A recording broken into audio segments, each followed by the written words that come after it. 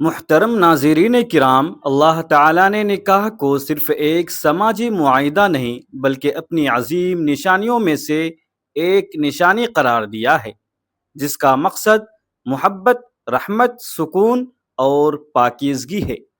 اسلام ایک مکمل ضابطۂ حیات ہے، اس لیے اس نے انسان کی عبادات کے ساتھ گھریلو زندگی کے بھی واضح اصول بیان فرمائے ہیں تاکہ ہر مسلمان اپنے رب کی رضا کے مطابق زندگی گزار سکے۔ افسوس کی بات یہ ہے کہ آج بہت سے لوگ ازدواجی زندگی کے بنیادی شرعی احکام سے ناواقف ہیں، جس کی وجہ سے بعض اوقات انجانے میں ایسی غلطیاں ہو جاتی ہیں جن سے آسانی سے بچا جا سکتا تھا۔ دین کا علم حاصل کرنا ہر مسلمان کی ذمہ داری ہے، خصوصاً ان مسائل کا تعلق براہ راست روزمرہ زندگی سے ہو۔ ناظرین، آج کی اس گفتگو میں ہم قرآن مجید اور صحیح احادیث کی روشنی میں ان اہم حالتوں کا ذکر کریں گے جن میں میاں بیوی کا تعلق قائم کرنے سے شریعت نے منع فرمایا ہے۔ ان میں سے بعض کا حکم قرآن مجید میں موجود ہے اور بعض کی وضاحت رسول اکرم جناب محمد صلی اللہ علیہ وسلم نے اپنی مبارک احادیث میں فرمائی ہے، لیکن گزارش ہے کہ اس تحریر کو آخر تک ضرور دیکھیے، کیونکہ ابتدا میں جن احکام کا ذکر ہوگا وہ تو بہت سے لوگ جانتے ہیں، مگر آخر میں چند ایسے اہم مسائل بھی آئیں گے جن سے بے شمار مسلمان ناواقف ہیں۔ حالانکہ ان کا جاننا ہر شادی شدہ مسلمان کے لیے نہایت ضروری ہے، اس لیے پوری توجہ کے ساتھ آخر تک ہمارے ساتھ رہیے۔ ناظرین کرام، اسلام نے سب سے پہلے جس حالت میں میاں بیوی کے تعلق سے منع فرمایا ہے وہ حالت حیض یعنی ماہواری ہے۔ یہ کوئی معمولی حکم نہیں بلکہ اس کا ذکر اللہ تعالی نے قرآن مجید میں فرمایا ہے۔ ارشاد باری تعالی ہے، وَيَسْأَلُونَكَ عَنِ الْمَحِيضِ قُلْ هُوَ أَذًى فَاعْتَزِلُوا النِّسَاءَ فِي الْمَحِيضِ وَلَا تَقْرَبُوهُنَّ حَتَّى يَطْهُرْنَ۔ اور لوگ آپ سے حیض کے بارے میں پوچھتے ہیں، آپ فرما دیجئے کہ وہ ایک تکلیف کی حالت ہے، لہذا حیض کے دوران عورتوں سے مباشرت نہ کرو یہاں تک کہ وہ پاک ہو جائیں۔ سورۃ البقرہ کی یہ آیت ہے۔ غور کیجئے، یہ حکم کسی انسان کا نہیں بلکہ رب العالمین کا ہے، اس لیے ایک مومن کے لیے اس پر عمل کرنا ایمان کا تقاضا ہے۔ آج بعض لوگ ناواقفیت یا نفسانی خواہش کی وجہ سے اس حکم کو معمولی سمجھ لیتے ہیں، حالانکہ یہ اللہ تعالی کی مقرر کردہ حدوں میں سے ایک حد ہے۔ طبی ماہرین بھی بتاتے ہیں کہ اس حالت میں مباشرت سے عورت کی صحت کو نقصان پہنچنے کا اندیشہ ہوتا ہے، لہذا ایک مسلمان کے لیے اصل وجہ اللہ اور اس کے رسول جناب رسول اللہ صلی اللہ علیہ وسلم کا حکم ہے، چاہے ہمیں اس کی حکمت معلوم ہو یا نہ ہو۔ اس طرح دوسری حالت نفاس کی ہے، یعنی بچے کی پیدائش کے بعد خون آنے کے دن۔ علماء نے قرآن اور سنت کی روشنی میں واضح کیا ہے کہ نفاس کے دوران بھی جماع جائز نہیں، یہاں تک کہ خون بند ہو جائے اور عورت پاک ہو کر غسل کر لے۔ اس لیے میاں بیوی دونوں پر لازم ہے کہ اس مدت میں صبر کریں، اللہ کے حکم کی تعظیم کریں اور اس آزمائش کو عبادت سمجھ کر برداشت کریں۔ کیونکہ جو شخص اللہ تعالی کی رضا کے لیے اپنی خواہش کو روک لیتا ہے، اللہ تعالی اس کے لیے حلال میں برکت، محبت اور سکون پیدا فرما دیتا ہے۔ یہی وہ سوچ ہے جو ایک مسلمان گھرانے کو گناہوں سے محفوظ رکھتی ہے اور نکاح کے رشتے کو اللہ کی رحمت کا ذریعہ بنا دیتی ہے۔ اسی طرح ایک اور نہایت اہم حالت رمضان المبارک کے فرض روزے کے دوران دن کے وقت جمع کرنا ہے۔ رمضان المبارک کا مہینہ اللہ تعالی کی رحمتوں، مغفرتوں اور جہنم سے آزادی کا مہینہ ہے۔ اس مہینے میں اللہ تعالی نے روزے کو فرض قرار دیا اور صبح صادق سے غروب آفتاب تک کھانے پینے اور ازدواجی تعلق سے رکنے کا حکم دیا۔ ارشاد باری تعالی ہے کہ اب تم اپنی بیویوں سے رات کے وقت تعلق قائم کرو اور جو اللہ نے تمہارے لیے لکھ دیا ہے اسے حاصل کرو، پھر کھاؤ پیو یہاں تک کہ صبح کی سفیدی رات کی سیاہی سے نمایاں ہو جائے، پھر رات تک روزہ پورا کرو۔ سورۃ البقرہ میں یہ ارشاد ہے۔ اس آیت سے صاف معلوم ہوتا ہے کہ رمضان میں رات کے وقت میاں بیوی کا تعلق جائز ہے، لیکن دن کے وقت حالت روزہ میں جمع کرنا سخت گناہ ہے۔ یہی وجہ ہے کہ ایک مرتبہ ایک صحابی رضی اللہ تعالی عنہ بارگاہ نبوت جناب رسول اللہ صلی اللہ علیہ وسلم میں حاضر ہوئے اور عرض کیا، یا رسول اللہ، میں ہلاک ہو گیا۔ آپ صلی اللہ علیہ وسلم نے فرمایا، کیا ہوا؟ انہوں نے عرض کیا، میں نے رمضان کے دن میں اپنی بیوی سے جمع کر لیا۔ اس پر رسول اللہ صلی اللہ علیہ وسلم نے ان کے لیے کفارے کا حکم بیان فرمایا، جس میں غلام آزاد کرنا یا مسلسل 2 ماہ کے روزے رکھنا، اور اگر اس کی بھی طاقت نہ ہو تو 60 مسکینوں کو کھانا کھلانا شامل ہے۔ اس حدیث سے اندازہ لگایا جا سکتا ہے کہ اسلام اس معاملے کو کس قدر اہم سمجھتا ہے۔ افسوس کی بات یہ ہے کہ بعض لوگ اس مسئلے کو معمولی سمجھ کر کہتے ہیں کہ نکاح کے بعد اپنی بیوی کے ساتھ تعلق میں کیا حرج ہے، حالانکہ ایک مسلمان کی نظر میں اصل چیز اپنی خواہش نہیں بلکہ اللہ تعالی کا حکم ہونا چاہیے۔ جب اللہ تعالی نے دن کے وقت روزے کی حالت میں اس تعلق سے روک دیا تو ایک سچا مومن اسی میں اپنی کامیابی سمجھتا ہے کہ وہ اپنے نفس پر قابو رکھے۔ یاد رکھیے، اللہ تعالی کے لیے چند گھنٹے اپنی خواہش کو روک لینا در حقیقت تقوی کی علامت ہے، اور یہی تقوی انسان کو دنیا و آخرت کی کامیابی عطا کرتا ہے۔ اس لیے اگر کبھی ایسی آزمائش پیش آئے تو اپنے نفس کو یاد دلائیں کہ سورج غروب ہونے میں زیادہ دیر نہیں، لیکن اگر اللہ کا حکم توڑ دیا گیا تو اس کا بوجھ بہت بھاری ہو سکتا ہے۔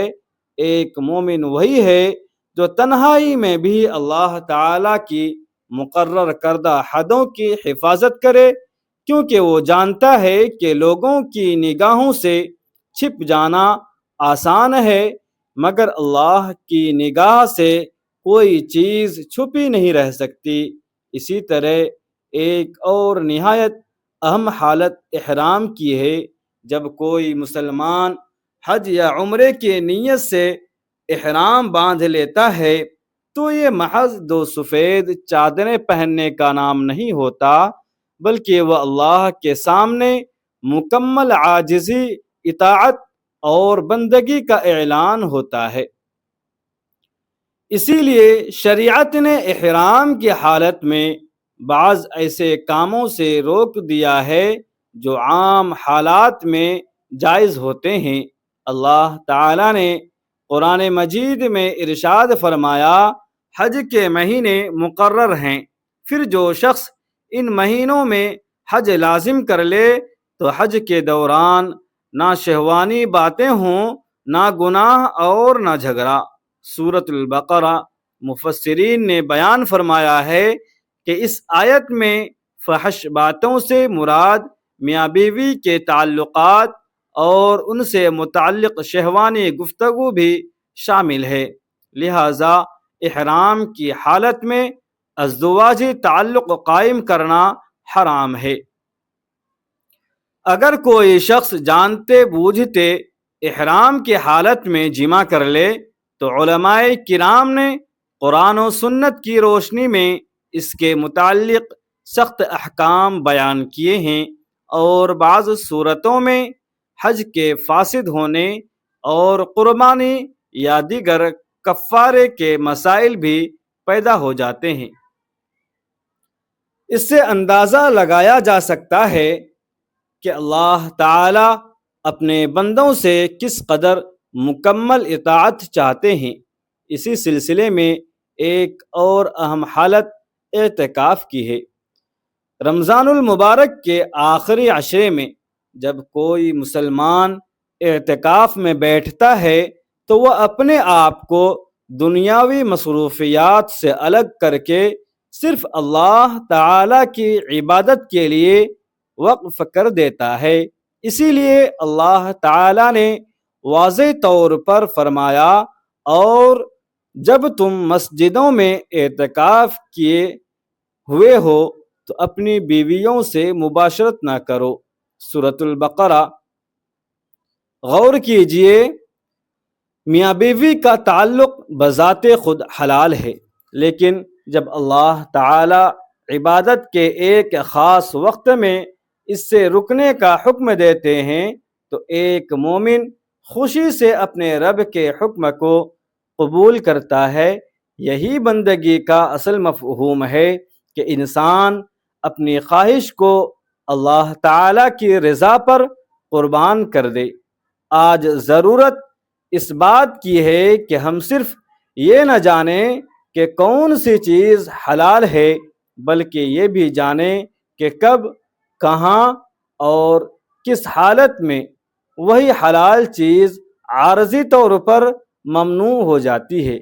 یہی علم انسان کو گناہوں سے بچاتا ہے، اور یہی شعور اس کے نکاح کو اللہ تعالی کی رحمتوں، برکتوں اور سکون کا ذریعہ بنا دیتا ہے۔ اسی طرح ایک اور ایسا مسئلہ ہے جس کے بارے میں گفتگو کرتے ہوئے حیا اور ادب دونوں کا خیال رکھنا ضروری ہے، کیونکہ یہ براہ راست شریعت کے حدوں سے متعلق ہے۔ اسلام نے میاں بیوی کے تعلق کو پاکیزہ اور باوقار بنایا ہے، لیکن اس تعلق کے لیے بھی ایک حد مقرر فرمائی ہے۔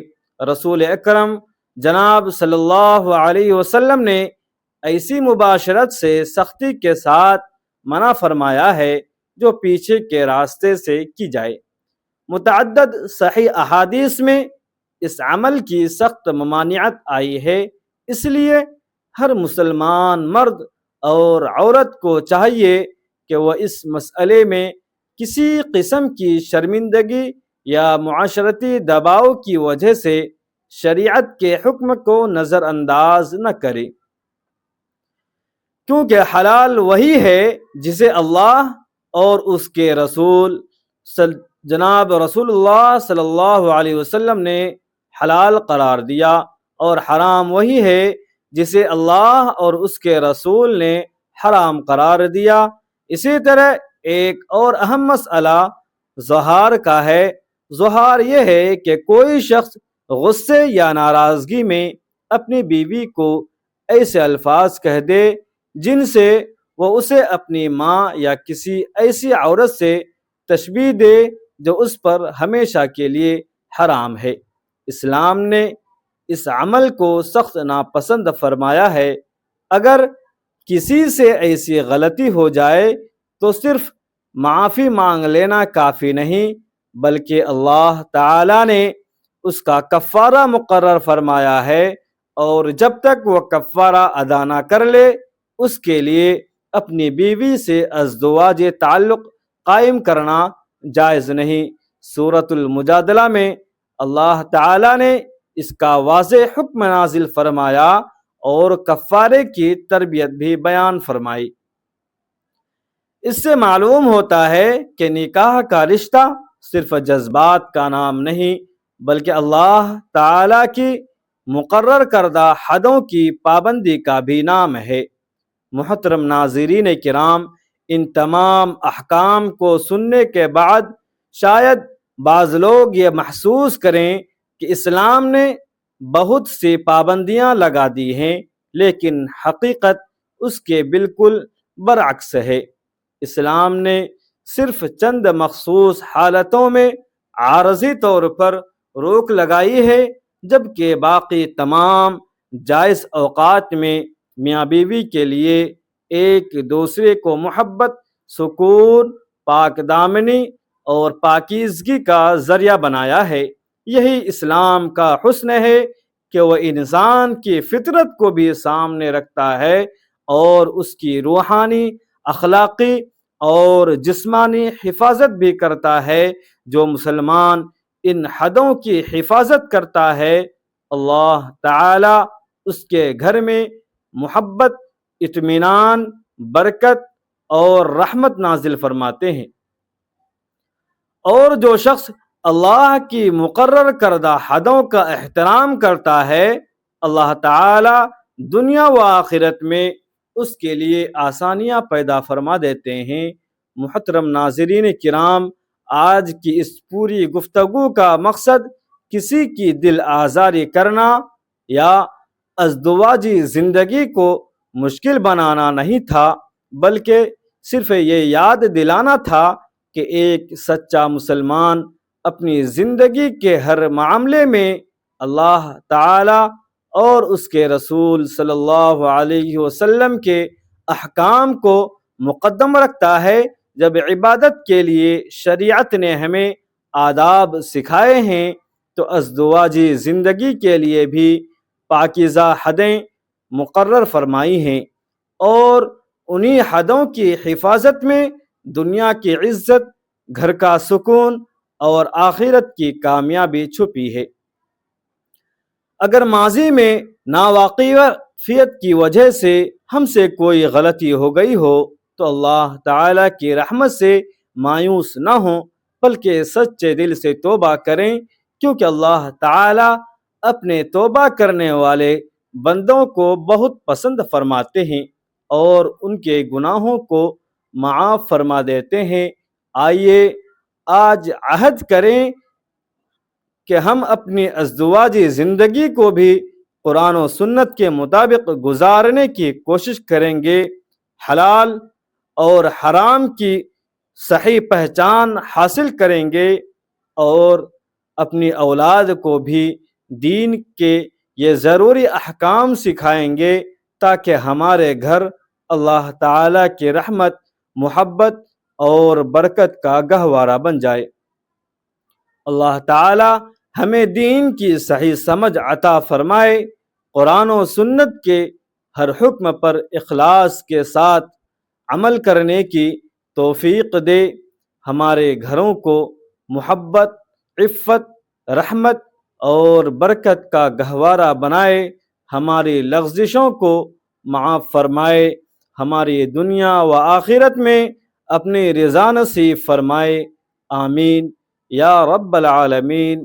اگر آپ چاہتے ہیں کہ قرآن و سنت کی روشنی میں مستند، آسان اور اصلاحی دینی معلومات مسلسل آپ تک پہنچتی رہیں تو ہمارے چینل کو ضرور سبسکرائب کریں اور بیل آئیکن کو بھی آن کر دیں تاکہ ہر نئی ویڈیو کی اطلاع سب سے پہلے آپ کو مل سکے۔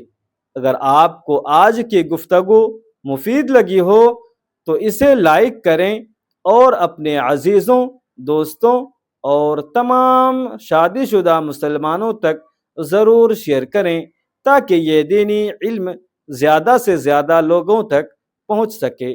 کمنٹ میں ضرور لکھیں، یا اللہ ہمیں اپنی مقرر کردہ حدود کی حفاظت کرنے اور ہر معاملے میں قرآن و سنت پر عمل کرنے کی توفیق عطا فرما، آمین۔ آپ اپنی رائے بھی ضرور لکھیں کہ آئندہ آپ کس اہم دینی موضوع پر قرآن و سنت کی روشنی میں تفصیلی ویڈیو دیکھنا چاہتے ہیں۔